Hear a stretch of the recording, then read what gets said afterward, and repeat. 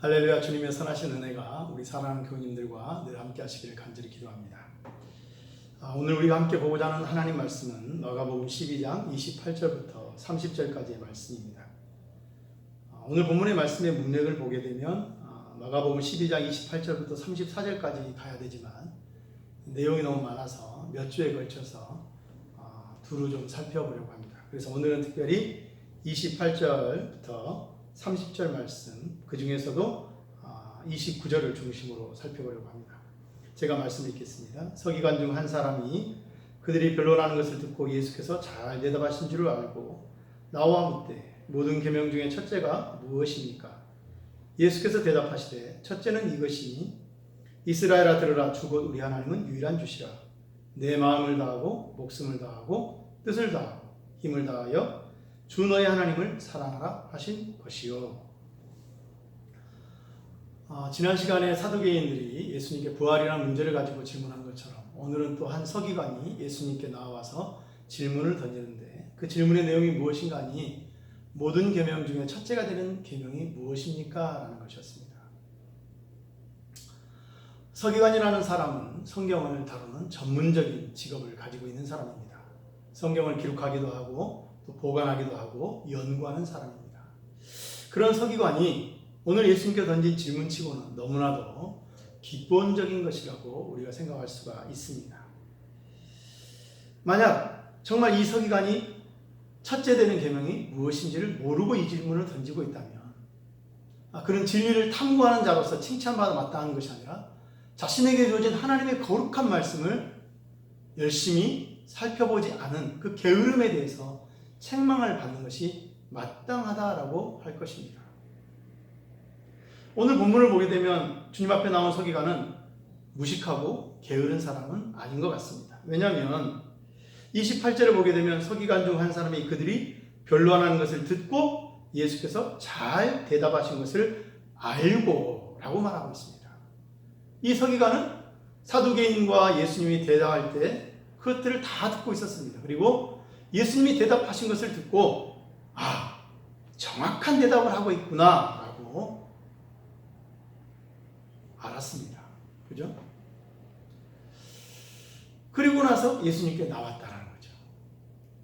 첫째 되는 계명이 무엇인가? 그는 정말 그것을 모르는 것인가? 우리가 오늘 성경을 좀 더 읽어나간다면 그렇지 않다는 것을 발견하게 됩니다. 예수님이 첫째 되는 계명이 무엇이고 더 나아가서 둘째 되는 계명이 무엇인가를 말씀하셨을 때 이 사람은 그렇군요 라고 끝나는 것이 아니라 자신의 지식을 더하여서 예수님의 말씀을 이해하는 데 그리고 더 풍성하게 정리하고 있는 것을 우리는 32절부터 33절을 통해서 발견할 수가 있습니다. 그렇다면 결국 이 사람의 목적은 예수님을 통해서 무엇이 첫째 되는 계명인지를 알고 싶어서가 아니라 다른 그 무엇이 있다라는 것이죠. 그것이 무엇일까요? 이렇게 한번 쉽게 생각할 수 있습니다. 사두개인들과 예수님이 질문을 하고 대답하는 것을 보았습니다. 그리고 사두개인들의 질문이 예수님을 힘들게 하지 못하는 것을 보았습니다.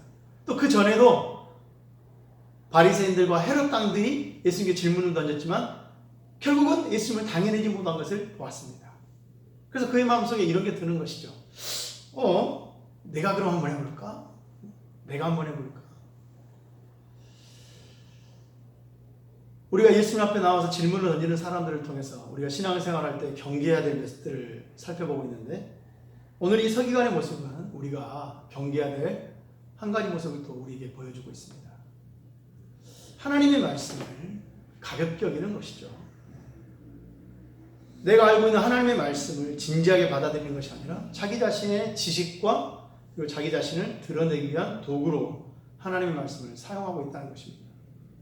하나님의 말씀을 배우기 위해서 하나님의 말씀을 알기 위해서 예수님께 나오고 질문하는 것이 아니라 자신이 알고 있는 지식을 통해서 오히려 예수님을 당황스럽게 하고 이왕이면 예수님으로 하여금 곤란을 겪게 해서 자기 자신을 높이고자 하는 그런 욕망을 가지고 예수 앞에 나온 것이죠. 우리가 신앙생활할 때 이런 사람이 되지는 말아야 되겠습니다. 하나님의 말씀을 시험하는 자가 되어서는 안 되는 것이죠.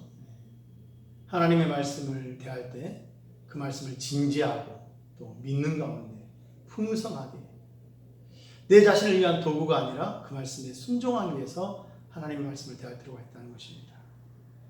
우리가 매일 성경을 묵상하고 또 이렇듯 예배를 통해 하나님 말씀을 들을 때 그것들은 나로 하여금 성경적 지식을 더 많이 넓혀서 내가 좀 더 유창한 사람이 되고 유능한 사람이 되기 위한 것이 아니라 이 하나님의 말씀을 내 마음에 품고 순종하기 위한 것임을, 나를 드러내기 위한 것이 아니라 그 말씀에 순종하기 위한 것임을 우리는 결코 놓치지 말아야 되겠습니다. 이 서기관에 대해서 예수님께서 대답을 하십니다. 그 대답은 어떠한 대답이었을까요? 예수님이 밝히고 계신 것처럼 모든 계명 중에 첫째 되는 계명은 주 우리 하나님은 유일하신 분으로 너희의 하나님이시다라는 선언으로 시작되는 것을 우리는 주목해야 됩니다. 무엇을 하라라는 것이 먼저가 아니라 첫째는 이스라엘아 들으라 주 곧 우리 하나님은 유일한 주시라라는 이 말씀이 첫째가 된다는 것이죠. 무슨 말이냐? 두 가지를 생각해 볼 수가 있는데 첫 번째는 기독교 신앙의 출발은 어디로부터 출발하는가? 하나님에 대한 올바른 신앙 고백으로부터 출발한다라는 것을 주님은 말씀하고 있는 것입니다. 모든 계명 중에 첫째 되는 계명은 무엇을 하라, 무엇을 하지 말라라는 것이 아니라 가장 첫째 되는 계명은 먼저 내가 믿고 의지하는 하나님, 나에게 지금 말씀하신 하나님이 어떤 분인가를 올바르게 고백할 줄 알아야 한다는 것입니다. 하나님은 어떤 분이신가에 대해서 우리가 분명한 확고한 신앙 고백을 가지지 않았을 때 이 기초가 흔들리고 하나님의 하나님 되심을 망각하고 하나님의 하나님 되심을 가볍게 여길 때 우리는 커다란 문제에 직면하게 됩니다. 어떨 때는 대제사장과 장로들과 서기관들처럼 하나님의 집인 성전을 자신의 이익을 위한 도구로 사용할 수 있습니다. 또 어떤 때는 바리새인과 헤롯 당원들처럼 마땅히 행해야 할 의무에 대한 변명으로 이용할 수 있습니다. 또 오늘 본문에 등장하는 이 서기관처럼 주어진 진리에 대해서 불성실한 자세로 나올 수가 있다는 것이죠. 오늘날 한국교회가 하나님과 하나님 말씀 앞에 어떤 모습으로 서 있는가? 우리는 어쩌면 그 한국교회의 민낯을 어느 때보다도 여실하게 목격하고 있습니다. 이른바 인권이라는 문제로 또 사람의 자유라는 그 이름으로 동성애를 지지하는 세상의 흐름에 편승해서 이 동성애를 지지하고 동성애자를 안수하는 그러한 교회. 교회가 내게 주는 여러 가지 배려에 대해서 불만을 가지고 노조를 만들어서 권리를 찾겠다고 말하는 일부 목사들과 전도사들, 그리고 그들로 하여금 그러한 지경에 몰아넣은 자비심이 없는 교회들, 하나님을 향해 까불면 죽는다고 자신이 성령의 본체라고 공공연하게 말하는 목사, 또 하나님의 교회를 마치 자신의 소유이냐, 자신이 일궈낸 기업이냐, 자신의 아들에게 넘겨주려고 온갖 편법을 마다하지 않는 목사, 그리고 이런 목사와 교회를 단죄하는 것을 주저하고 미루고 있는 교단들, 그런 목회자와 교단들이 만들어낸 성경에 무지하고 상식도 기본도 없는 교인들, 교회를 좀 먹는 이단 앞에 속수무책으로 넘어가는 교인들의 모습은 실은 한국교회가 얼마나 하나님과 하나님 말씀 앞에 진중하지 못하고 올바르게 서 있지 못하는가를 보여주는 반증이라고 할 수 있습니다. 하나님은 로마서 2장 23절 말씀을 통해서 이렇게 말씀하십니다. 율법을 자랑하는 내가 율법을 범함으로 하나님을 욕되게 하느냐. 기록된 바와 같이 하나님의 이름이 너희 때문에 이방인 중에서 모독을 받는도다. 유대인들이 하나님을 믿고 있다고 하나님의 말씀을 받았다고 하지만 그들이 바로 서 있지 못한 까닭에 오히려 하나님의 이름이 이방 사람들 가운데서 모독을 받는다라고 하나님은 사도 바울을 통하여 말씀하십니다. 이 말씀에 비춰 한국교회를 볼 때, 한국 사회 속에서 한국교회가 어떤 모습인가를 볼 때 우리는 참으로 부끄러운 모습을 가지지 않을 수가 없습니다. 교회가 바른 신앙의 토대와 내용을 잃어버리면 어떻게 되는 것입니까? 하나님께 모독을 끼치게 될 뿐만 아니라 예수님의 말씀처럼 밖에 버려서 사람에게 밟힐 뿐이다 라는 것을 우리는 명심할 필요가 있습니다. 코로나19 바이러스 집단 감염 방역에 가장 위험한 것은 무엇일까요? 실은 특별한 것이 아닙니다. 우리가 잘 알고 있는 것처럼 손을 씻고 마스크를 쓰고 거리를 두고 다른 사람을 위한 배려를 하는 것이 코로나19 바이러스 집단 감염 방역의 최우선이고 가장 올바른 대안이라고 할 수가 있습니다. 정말 무서운 것은 바로 이러한 기본적인 너무나 당연한 것들을 소홀히 오는 데서 오는 위험함, 그것이 무서운 것입니다. 그와 마찬가지로 한국교회 또한 그와 같습니다. 한국교회 문제가 어디 있는가? 어떤 특별한 데서 오는 것이 아니라 하나님의 말씀에 비춰보면 교회가 마땅히 지녀야 될 가장 기본적인 하나님을 두려워하고 하나님의 말씀을 진중히 받아서 하나님의 말씀을 도구로가 아니라 순종하기 위하여서 하나님 말씀을 대하지 못하는 그 모습, 바로 그것이 오늘날의 한국교회를 만들어낸 모습이라고 할 수가 있다는 것입니다. 사랑하는 교회 여러분, 우리는 코로나19 바이러스를 통해서 비대면 예배를 이미 한 달을 넘게 드리고 있는 상황이 되었습니다. 많은 어려움 가운데 있습니다. 이럴 때일수록 우리에게 필요한 것은 기본입니다. 기본입니다. 교회가 세상에서 빛과 소금의 역할을 하지 못할수록, 교회를 향한 세상 사람들의 손가락질이 많아지면 많아질수록 교회가 돌아가야 하는 것과 신자들이 돌아가야 하는 것은 기본입니다. 우리의 기본을 다시금 확인하는 것입니다. 우리가 올바른 기초 위에 세워져 있는가, 그리고 그 기초를 든든히 하여서 우리가 우리의 신앙을, 우리 교회를 세워가야 하는 것입니다.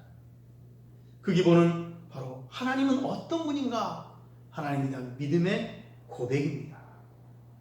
이 고백이 우리의 삶에, 우리의 믿음에 걸맞게 나타나야 하는 것이죠. 주님은 말씀하십니다. 이스라엘아 들으라, 주 곧 우리 하나님은 유일한 주시라. 우리는 하나님을 믿는 하나님의 백성이라는 사실을 명심해야 됩니다. 우리의 삶은 이 믿음에 걸맞게 나타나야 합니다. 우리는 더 이상 우리의 삶의 주인이 아니라 우리가 고백한 것처럼 주 하나님이 우리의 주인이시고 우리 교회의 주인이십니다. 우리는 부름받은 자입니다. 우리는 우리의 부름을 위해 유일하신 하나님을 믿는 믿음과 하나님의 말씀에 대하여 순종하는 사람이 되어야 합니다. 부디 바라는 것은 저와 우리 모든 교우님들이 바로 이러한 모습으로 하나님 앞에 날마다 나아갈 수 있기를 간절히 축원합니다. 우리 주님의 말씀을 통해서 살펴보기를 원하는 두 번째는, 그럼 이 하나님은 어떤 하나님이신가? 우리의 신앙의 고백의 주체가 되시는 하나님은 어떤 분인가 할 때 주 곧 우리 하나님은 유일하신 하나님이시다라는 것입니다. 성경은 하나님의 유일성에 대해서 존재론적인 측면과 관계론적인 측면에서 말씀하십니다. 오늘 예수님이 인용하셔서 말씀하고 계시는 신명기 본문의 경우에 하나님은 유일하시다라는 것을 존재론적 차원에서만 아니라 관계론적인 차원에서 강조하고 있는 것을 우리가 발견할 수 있습니다. 좀 더 이해를 위해서 신명기 본문을 직접 보겠는데, 신명기 6장 1절로 5절의 말씀입니다. 이는 곧 너희 하나님 여호와께서 너희에게 가르치라 명하신 바 명령과 규례와 법도라. 너희가 건너가서 얻을 땅에서 행할 것이니 곧 너와 내 아들과 내 손자로 평생에 내 하나님 여호와를 경외하며 내가 너희에게 명한 그 모든 규례와 명령을 지키게 하기 위한 것이며 또 내 나라를 장국케 하기 위한 것이라. 이스라엘아 듣고 삼가 그것을 행하라. 그리하면 내가 복을 얻고 내 열조의 하나님 여호와께서 내게 허락하신 것 같이 젖과 꿀이 흐르는 땅에서 너희의 수요가 심히 번성하리라. 이스라엘아 들으라. 우리 하나님 여호와는 오직 하나인 여호와시니 너는 마음을 다하고 성품을 다하고 힘을 다하여 내 하나님 여호와를 사랑하라. 하나님께서 모세를 통해 이스라엘에게 계명을 주실 때 이 계명을 주시는 배경에 대해서 이렇게 말씀하십니다. 이것이 하나님이 하나님의 백성들에게 은혜로 주신 땅에서 행할 일이다. 이것이 하나님의 백성들로 하여금 하나님을 경외하고 순종하게 하시기 위한 것이다. 이것이 하나님의 백성들의 현재와 미래에 하나님의 복을 받아 오랫동안 번영하며 하나님의 은혜를 풍성히 누리게 하기 위한 것이다. 그러므로 들으라 이스라엘아, 우리에게 이러한 은혜를 주셔서 우리로 하여금 살 수 있는 기업을 주시고 그 기업을 통해 우리로 하여금 풍성한 삶을 살 수 있도록, 살아갈 수 있도록 인도하시는 우리 하나님은 오직 하나이신 하나님, 유일하신 하나님이시라. 왜 이것이 중요합니까? 바로 그 다음에 나오는 명령 때문에 그렇습니다. 너는 마음을 다하고 성품을 다하고 힘을 다하여 내 하나님 여호와를 사랑하라. 바로 이 명령의 절대적 근거가 어디에 있는가? 하나님의 하나님 되심에 있습니다. 하나님의 유일하심에 이 명령의 근거가 있습니다. 하나님은 하나님의 계명을 지키는 일에 있어서 하나님을 사랑으로 지키되 무턱대고 이유 없이 하나님을 사랑하라고 말씀하지 않습니다. 여러분 참 그렇지 않습니까? 뜬금없이 사랑에 빠지는 경우는 없습니다. 다 이유가 있어서 사랑에 빠지는 것입니다. 바로 그런 까닭에 내가 사랑하는 사람이 어떠한 사람인가 그것을 아는 것이 중요합니다. 내가 왜 사랑해야 할 수밖에 없는지, 아니면 왜 사랑하지 않으면 사랑하면 안 되는지, 우리의 사랑의 타당성과 필연성을 담보하기 위해서 우리의 사랑의 대상을 분명히 알아야 되는 것이죠. 제가 라디오 방송을 들었는데 한 상담가가 나와서 상담을 하고 있었습니다. 어떤 부모님이 상담을 했는데 사춘기를 겪고 있는 중학생 아들을 둔 엄마였습니다. 내용이 뭔가 하니 이 아이들이 성격이 좀 소심해서 인터넷 채팅을 많이 하는데 이 인터넷 채팅에서 한 누나를 만났다는 것입니다.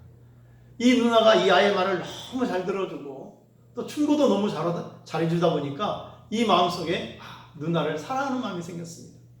그래서 누나에게 사귀자고, 한번 만났으면 좋겠다고, 우리가 좀 이렇게 좀 더 깊이 있는 관계를 가지면 좋겠다라고 메시지를 보냈는데 이 누나가 거절을 해서 상대를 해주질 않아가지고 이제 이 아이가 너무 빠져가지고 학교에 가기도 싫어하고 방 밖에 나오기도 싫어하고 그래서 어떻게 해야 될지 모르겠다라고 상담을 한 것입니다. 진행자가 이 말을 들으면서 아드님이 사랑에 빠지셨군요 라고 했더니 상담을 하시는 분이 정정을 했습니다. 아니요, 그것은 사랑에 빠진 것이 아닙니다. 사랑은 그런 것이 아닙니다. 그 아이는 실은 그 누나라는 사람이 어떤 사람인지를 모릅니다. 심지어는 남자인지 여자인지도 모르고 있습니다. 인터넷이라는 익명의 특징상 성별을 알 수 없고 나이를 알 수 없으니 실은 이 아이는 스스로 사랑이라고 생각하는 감정에 속고 있는 것입니다.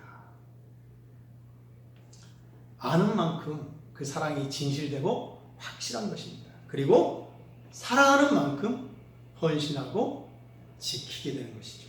바로 그런 의미에서 하나님은 계명을 말씀하시기 전에 하나님이 어떠한 분이신지, 그리고 하나님께서 어떠한 배경을 가지고 이런 계명을 주고 계시는지를 이스라엘에게 말씀하고 계시는 것입니다.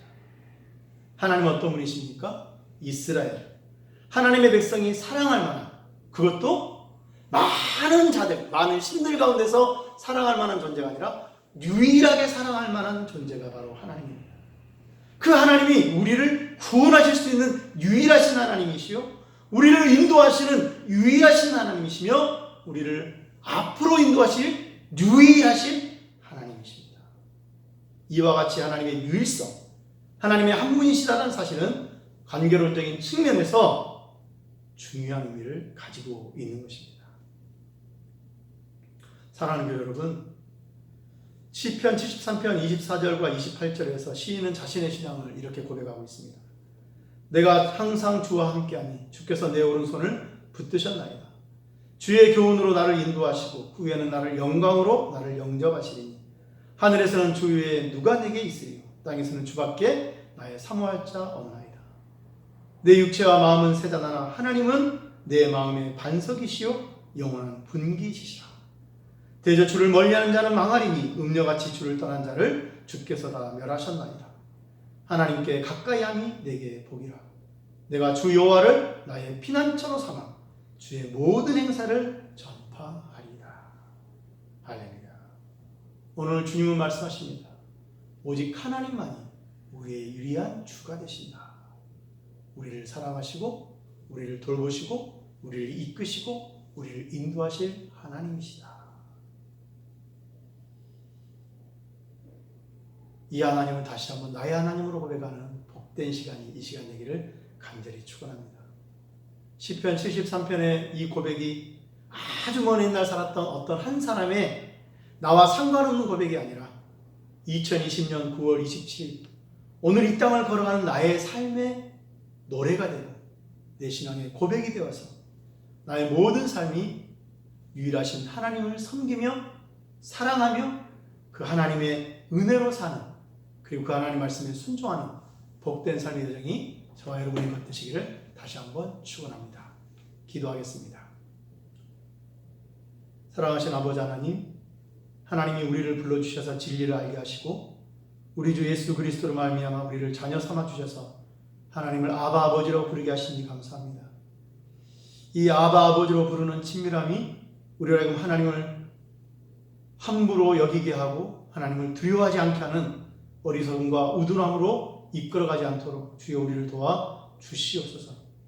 하나님을 두렵고 떨린 마음으로 섬기고 그래야 하나님의 말씀을 대할 때마다 진지하게 대하고 하나님의 말씀을 이용하여서 내 자신을 위로하고 내 자신의 목적을 이루기보다는 내게 주신 하나님 말씀에 순종함으로 나의 삶을 향하신 하나님의 뜻을 이루는 그런 복된 하나님의 백성 삶을 살게 하여 주시옵소서. 하나님, 오늘 다시 한번 예수님을 통하여 오직 하나님만이 우리가 믿고 의지하며 우리를 사랑하시는 유일하신 하나님이신 것을 알게 하신 것을 감사합니다.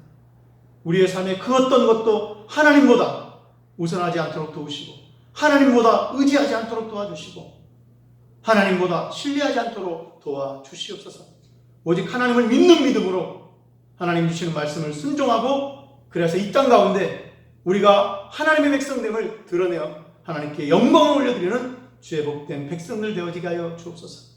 특별히 한국교회로 하여금 올바른 신앙에 다시 돌아오게 하여 주시옵소서. 세상의 모든 것을 내려놓고 하나님의 하나님 되신 하나님의 거룩한 말씀 앞에 무릎을 꿇고 순종하여 마땅히 교회가 어떠함을 알게 하시고 목회자와 성도들이 어떠함을 알게 하셔서 세상이 두려워할 만하고 흠모할 만하고 그리고 이 진리로 나올 만한 그런 복된 교회의 모습을 회복하는 역사가 있게 하여 주시옵소서. 감사하신 예수 그리스도 이름으로 기도드립니다. 아멘.